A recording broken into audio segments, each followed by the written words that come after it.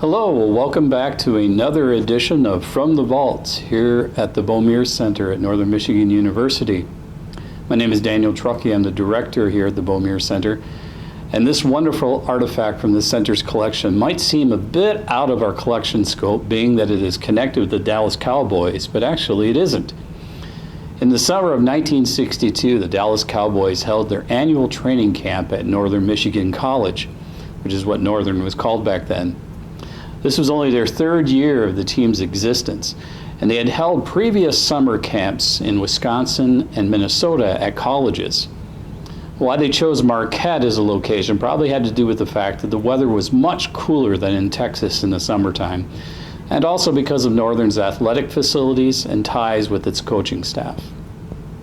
Needless to say, having a professional team relocate to a town like Marquette for a month was an exciting thing for the community.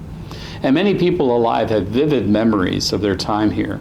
In fact, there are several Dallas Cowboy supporters in the area that became Cowboy fans due to their residency here in Marquette. The community's support for the team is apparent in the newspaper coverage from that time. The coaches and team rookies were welcomed by local dignitaries on the tarmac of the Marquette Airport when they arrived on July 13th. And a reception was held for the team at the Northland Hotel by the Northern Michigan Athletic Club. The following week, when the full team arrived to begin training, the community held a parade through town featuring the winning float from Munising's 4th of July parade and convertibles provided by Holmgren Motors.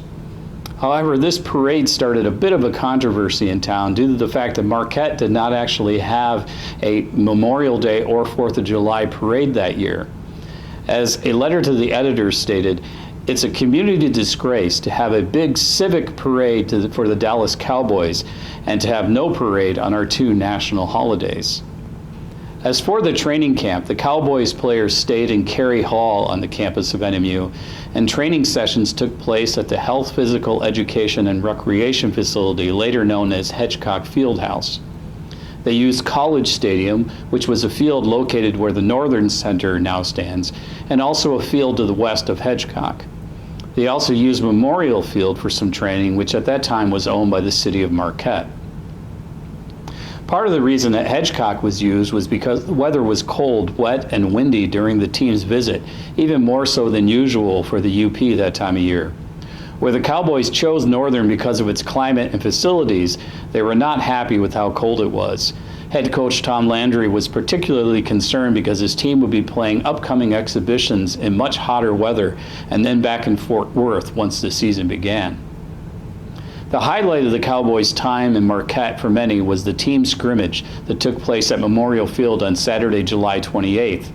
Over 2,400 fans watched the game, which featured many stars and future Hall of Famers, including quarterback Don Meredith, defensive lineman Rob Lilly, and running back Don Perkins.